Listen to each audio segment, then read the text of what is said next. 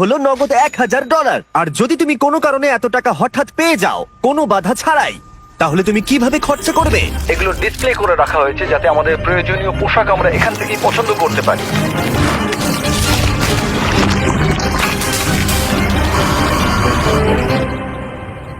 ঠিক আছে, কিন্তু উগান্ডাতে বসবাস করা কয়েক হাজার মানুষ এটাকে অন্যভাবে খরচা করবে। এখানে বসবাসকারী বেশিরভাগ মানুষের দৈনিক রোজগার $1 থেকে $2, যার মানে হলো শিক্ষা পাওয়ার জন্য, ব্যবসা শুরু করার জন্য, পর্যাপ্ত স্বাস্থ্য সেবা পাওয়ার জন্য, এমনকি বিদ্যুৎ পাওয়ার জন্য এটা একেবারেই যথেষ্ট নয়। কিন্তু আমি মনে করি এর সমাধান খুবই সহজ, এই টাকা দিলেই সমাধান হয়ে যাবে। কিন্তু এটাও ঠিক, এমন লোকদের এতগুলো টাকা একসাথে দেওয়া ঝুঁকিপূর্ণ হয়ে যাবে যারা এতগুলো টাকা এর আগে কখনো একসাথে পায়নি। তাই যখন একটা অর্গানাইজেশন এই কাজে আমাদেরকে সাহায্য করবার জন্য এগিয়ে এলো, তখন আমরা জানতাম আমাদের আরো জানবার জন্য সেখানে যেতে হবে। উগান্ডা একটি সুন্দর দেশ এবং এখানে কিছু অবিশ্বাস্য লোক থাকে, কিন্তু যখন আমি প্রথম এই প্রোগ্রামটি সম্পর্কে গিভ ডাইরেক্টলির সাথে যোগাযোগ করি, তখন আমার প্রাথমিক প্রতিক্রিয়া এটাই ছিল যে এটা একটা ভয়ানক ধারণা। আমি ভেবেছিলাম যে চরম দারিদ্র্যের মধ্যে থাকা মানুষগুলোকে যদি 1 বছরের পুরো আয় সরাসরি তাদের হাতে তুলে দেওয়া হয়, তাহলে বোধহয় দুর্যোগের মধ্যে সেটা সঠিক হবে না। গিভ ডিরেক্টলি একটা সিলেকশন প্রসেসের মধ্য দিয়ে অর্থনৈতিকভাবে সবথেকে পিছিয়ে পড়া গ্রামগুলোকে বেছে নেবে আর প্রত্যেকটা ফ্যামিলিকে সাইন আপ করাবে। তারপর তাদেরকে একটা করে মোবাইল ফোন দেওয়া হবে আর তারা একটা ইউনিক পিন নাম্বার পাবে। টাকাটা তাদের সিম কার্ডে ডাইরেক্ট ঢুকবে যাতে তারা সরাসরি লেনদেন করতে পারে, অথবা তারা পিন কোড ব্যবহার করে কাছাকাছি আউটলেটে গিয়ে মোবাইল মানি এজেন্টের কাছ থেকে ক্যাশ উইথড্র করতে পারে। এই সমস্ত পিছিয়ে পড়া সম্প্রদায়ের মানুষদের সীমিত কাজের সুযোগ তাদের পরিবারের ভরণ পোষণ অত্যন্ত কঠিন করে তুলেছে। তাদের মধ্যেই একজন হলো পল। আমার স্ত্রী আর 2 সন্তান আছে। আমরা 4 জনে থাকি। আমার পরিবার দিনে একবারই খেতে পায়, আমরা একবারই খাই, রাতের বেলা, যেটা আমার কাছে খুব কষ্টকর। যদি পলের একটু বেশি অর্থ থাকতো তাহলে সে সেটাকে শুধুমাত্র ব্যবসাতেই বিনিয়োগ করতো না, বরং তার সন্তানরা এর পাশাপাশি ভালো শিক্ষার সুযোগও পেত। আমার এখন জীবনের লক্ষ্য হলো সিনিয়র ফোরেস্ট সার্টিফিকেট পাওয়া। হয়তো তারপর আমার জীবনের কোনো একটা উন্নতি ঘটবে কোনোভাবে। চরম দারিদ্র্যের মধ্যে বসবাসকারী লোকেরা খুবই সীমিত। তাদের বেশিরভাগ দিন অতিবাহিত হয় ছোটখাটো কাজে এবং তারা নিজেরা এই দারিদ্র্যের চক্র থেকে বেরিয়ে আসতে পারে এটা তারা ভাবতেই পারে না। 1 বছর আগে এরকমই অবস্থা ছিল টিয়ান এবং লকুরের। তাদের বাচ্চারা স্কুল ছেড়ে দিয়েছিল আর তাদের এলাকায় কাজ খুঁজে পাওয়া অত্যন্ত কঠিন ছিল। কিন্তু গিভ ডিরেক্টরির কাছ থেকে ডোনেশন পাবার পর তাদের জীবন একেবারেই বদলে যায়। তারা সেই ডোনেশন ব্যবহার করে জমি কেনে এবং নিজেরাই সেই জমিতে চাষ করতে শুরু করেছে।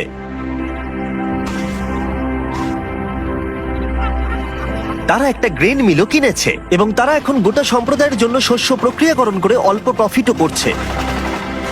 তারা এখন তাদের সেই প্রফিট দিয়ে নিজেদের বাড়িতে একটি দোকান খুলতে চায়। তার সাথে লোকুরে এখন গ্রামের মধ্যে একটা রিফুয়েলিং স্টেশনও চালু করেছে। এই প্রোগ্রামটি কি করতে পারে তার জ্বলন্ত উদাহরণ এটা, কারণ এর ফলে তাদের ব্যবসা এবং অর্থনীতি দুটোরই উন্নতি হয়। তাও আমাদের সন্দেহ ছিল এই ডিরেক্ট ক্যাশ দেওয়াটা কতটা কাজে আসবে। আমরা জানতে চাইছি এতে ওদের কি কি সুবিধা হবে ওদের ট্র্যাডিশনাল সিস্টেমগুলোকে কাজে লাগিয়ে। তাই আমরা স্থানীয় গিভ ডাইরেক্টলি ফিল্ড অফিসার সিলভেস্টোর সাথে দেখা করলাম। আমি এই কমিউনিটির মধ্যেই থাকি, আমি কারামোজাতে কাজ করি। আমি এখানেই জন্মেছি এবং এখানেই বড় হয়েছি। আমার ক্ষেত্রে যেটা হয়েছিল, যখন আমি বড় হচ্ছিলাম, মানে যখন আমি স্কুলে পড়ছিলাম, বিশেষত যখন আমি সেকেন্ডারি এডুকেশনের জন্য পড়ছি, আমার বাবা মায়ের কাছে অতটা টাকা ছিল না যাতে তারা আমার পড়াশোনা আরো এগিয়ে নিয়ে যেতে পারে। তাই আমাদের বাড়িটা বিক্রি করে দেয় যাতে আমি স্কুলে যেতে পারি। সেটা ছিল আমার কাছে আমার স্বপ্ন বিক্রি করে দেওয়ার মতো, আমার সবকিছু বিক্রি করে দেওয়ার মতো। এটা ছিল এক চরম দারিদ্রতা, আমাদের কাছে কোনো কিছুই ছিল না। যখন আমি গিভ ডাইরেক্টলিতে জয়েন করলাম, আমি বুঝতে পারলাম যে এটা অনেক অনেক আলাদা। আগে আমি যাদের সাথে চ্যারিটি করেছি তাদের থেকে অনেক আলাদা। গিভ ডাইরেক্টলি আমাদের ডিরেক্ট ক্যাশ দেয়, সেই ক্যাশটা আমাদের কমিউনিটির মধ্যে যায় আর সেই ক্যাশটা আমাদের কমিউনিটির বিজনেসও বাড়ায়। এই ক্যাশটার বদলেই আমরা আমাদের চাহিদা পূরণ করতে সমর্থ হই। মানুষ দারিদ্র্যের মধ্যে আটকে পড়েছে প্রচেষ্টার অভাব বা সামর্থ্যের অভাবে নয়, সুযোগের অভাবে তারা দারিদ্র্যের মধ্যে আটকে পড়েছে। তাদের মধ্যেই একজন হলো জোসেফ, যিনি গ্রামের প্রধান। কেউ কেউ অনেক দূরের জমির মালিক, তাই আপনার যেটা সব থেকে বেশি দরকার সেটা হলো টাকা, যাতে আপনি কাছাকাছির মধ্যে জমি কিনতে পারেন। আমরা এই ঘাসের বাড়ি তৈরি করি আর উইপোকা এই ঘাসগুলো খুব দ্রুত খেয়ে নেয়, তাই খুব বেশি দিন এই বাড়িগুলো থাকে না। আমরা পরের বছর আবার এগুলো তৈরি করি, ধ্বংস করি, আবার তৈরি করি, এভাবেই চলতে থাকে। কিন্তু এই গ্রামে বাড়ির সমস্যাই একমাত্র প্রধান সমস্যা নয়। ক্ষুধা, দারিদ্রতা এবং শিক্ষার অভাব এই সমস্ত সম্প্রদায়ের মানুষদের অন্যতম প্রধান সমস্যা। তার নিজের গ্রাম পরিচালনা করার বোঝা ছাড়াও জোসেফ গুরুতর স্বাস্থ্য জটিলতায় ভুগছে। কয়েক বছর আগে তার স্ট্রোক হয়েছিল, যেটা তাকে দুর্বল করে দিয়েছে এবং তার কাছে পর্যাপ্ত অর্থ না থাকায় সে প্রয়োজনীয় ওষুধও কিনতে পারছে না। জীবনযাপন এখানে সত্যি খুব কঠিন। আমি বাঁচবো কিনা আমি জানি না, আমি সত্যিই জানি না, কারণ আমার যে রোগটা হয়েছে সেটা খুবই কঠিন। আমি সত্যিই জানি না। এখানে প্রত্যেকের নিজের নিজের চাহিদা রয়েছে এবং আমরা যেটা বুঝতে পেরেছি সেটা হলো এই মানুষগুলোকে একটা ভালো ভবিষ্যৎ দিতে গেলে তাদের নিজেদের এবং তাদের পরিবারের জন্য সিদ্ধান্ত নেওয়ার ক্ষমতা দিতে হবে। তাই আমরা ঠিক করেছি গিফট ডিরেক্টলির সাথে যুক্ত হয়ে এই গ্রাম এবং আশেপাশের 300টি পরিবারকে অর্থ অনুদান করে সাহায্য করব তাদের উজ্জ্বল ভবিষ্যতের জন্য। তাই যখন গিফট ডিরেক্টলি টিম গ্রামগুলোর চূড়ান্ত তালিকা প্রকাশ করছিল, যেটা করতে সারাদিন সময় লাগবে, তখন ড্যান এবং ড্যারেন গ্রামটা ঘুরে দেখলো, যেখানে তারা ছুরি ধার দেবার যন্ত্র দেখতে পেল। তোমার কি মনে হয় এটা আমরা আরো ভালো করতে পারবো? হ্যাঁ, আমার মনে হচ্ছে আমরা ভালো করব। এই তো, তুমি পারবেই। এই তো এইভাবে। হ্যাঁ,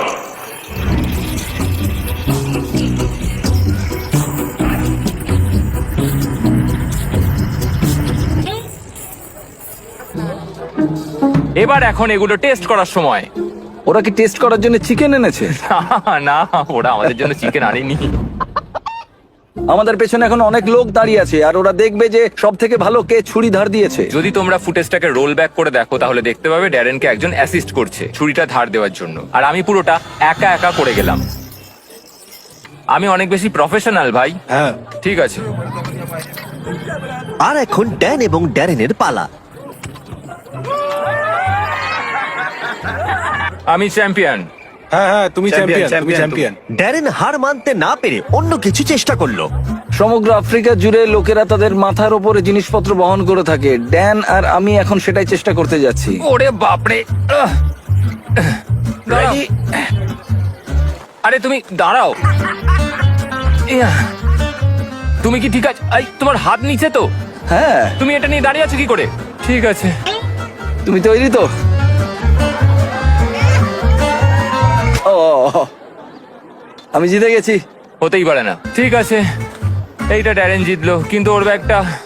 তুমি এটা কিভাবে করছো?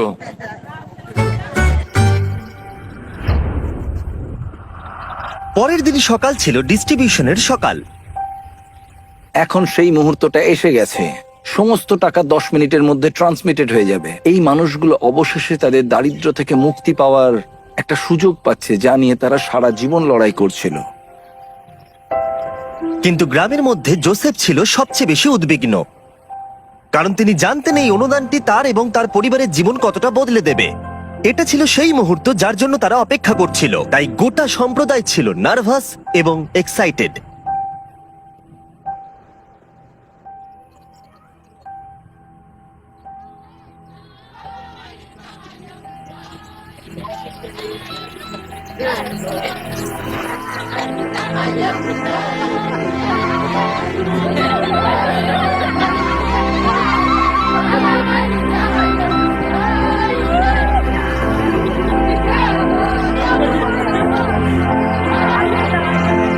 এটি অনেকগুলো মানুষের জন্য একটা সত্যি অসাধারণ মুহূর্ত।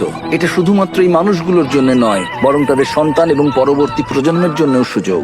গিফট ডিরেক্টলির সাথে যুক্ত হয়ে আমরা এই গ্রামের হাজার হাজার মানুষের জীবন পরিবর্তন করতে সক্ষম হয়েছি।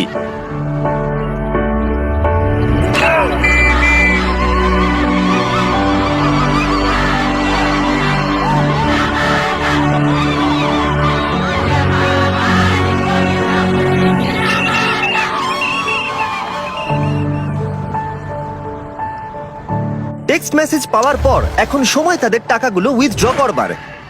100 বছর আগের থেকে এই মানুষগুলো কোনোদিন সেরকম ভাবে সুযোগ পায়নি, কিন্তু এখন তারা এগিয়ে চলেছে, তারা সুযোগ পাচ্ছে। ইতিহাসের একটি কলঙ্কিত অধ্যায় শেষ হয়েছে এবং তারা শুধু নিজেদের জন্য নয়, পরবর্তী প্রজন্মের জন্যও শক্তিশালী ভবিষ্যৎ গড়ে তুলতে পারে। এবং তাদের মধ্যে বেশ কয়েকজন এটার সঠিক ব্যবহার করতে শুরু করে দিয়েছে, যেমন রুথ। এই অর্থকে কিভাবে কাজে লাগাতে হয় তার শক্তিশালী উদাহরণ হলো রুথ।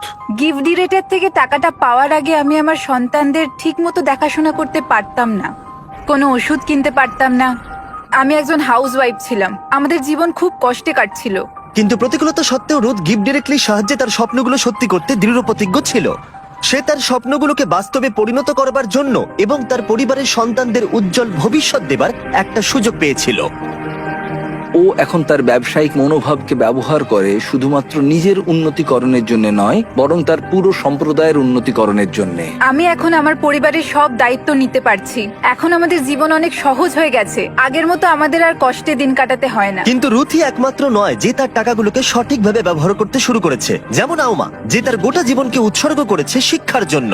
বছরের পর বছর কঠোর পরিশ্রম করে সে তার নিজের জমি কেনবার টাকা অর্জন করতে পেরেছে এবং গিফট ডিরেক্টলির অর্থ অনুদানের সাহায্যে সে তৈরি করেছে ক্লাসরুম, টয়লেট, এমনকি 7 জন টিচারকেও সে হায়ার করেছে। বর্তমানে এই স্কুলে 200 জনেরও বেশি ছাত্রছাত্রী রয়েছে। এই অর্থ সম্প্রদায়ের একটি অত্যন্ত প্রয়োজনীয় ফার্মেসিতেও ব্যবহার করা হয়েছে। হাজার হাজার শিশুর জন্য স্কুল ফি এবং ইউনিফর্মের জন্য, এমনকি কয়েকশো পরিবারের বাড়ি তৈরিতেও ব্যবহার করা হয়েছে। এবং অর্থ কিভাবে ব্যবহার করা উচিত তার উদাহরণ হয়ে দাঁড়িয়েছে। এই মানুষগুলোকে সামান্যতম সুযোগ দেওয়া হলেই তারা সেটিকে গ্রহণ করে এবং এটি করতে তারা ঝাঁপিয়ে পড়ে। এটি তাদের কাছে এমন একটি সুযোগ যা তারা আগে কখনো পায়নি। এবং এই ঘটনাগুলো আমার জীবনে এতই ইন্সপায়ারিং এবং মোটিভেটিং ফ্যাক্টরস যা আমি কখনো এক্সপিরিয়েন্স করিনি। ট্রিপটা শেষ করার জন্য ড্যারেন আরো একটি স্কুল পরিদর্শন করলো। গিফট ডিরেক্টলির অনুদানে 1 সপ্তাহের মধ্যে শিক্ষার্থীর সংখ্যা গিয়ে দাঁড়িয়েছে 650 থেকে 980, কারণ তাদের প্যারেন্টসরা এখন সক্ষম স্কুলের ফি দিতে এবং ইউনিফর্ম কিনতে। Little children, little children, obey your parents, little children, little কিছুক্ষণ আগেই মেঘের আওয়াজ শোনা যাচ্ছিল। আসলে সবেমাত্র বৃষ্টি শুরু হয়েছে। বাচ্চারা গান শুরু করতেই মেঘ মুছে গেল এবং আকাশ এখন উজ্জ্বল। এটা একটা খুবই আশ্চর্যজনক অভিজ্ঞতা ছিল। children, obey your parents. Gift directly প্রমাণ করেছে যে আমাদের প্রাথমিক ধারণা একেবারেই ভিত্তিহীন ছিল। আমাদের এরকম নতুন অনেক আইডিয়া আছে যাতে আমরা সবাই মিলে একটা সুন্দর ভবিষ্যৎ গড়ে তুলতে পারি। কিন্তু প্রয়োজন আরো অনেক। তাই আমরা গিফট ডিরেক্টলির সাথে অর্থ অনুদান দিতে মাত্র 1 মাইল দূরে আরেকটা গ্রামে গেছিলাম। সাহায্য করতে চাইলে ডোনেট বাটনে ক্লিক করুন বা giftdirectly.org/beast এ যান, যাতে আমরা আরো বেশি করে উগান্ডাবাসীদের সাহায্য করতে পারি। বাই। সাবস্ক্রাইব।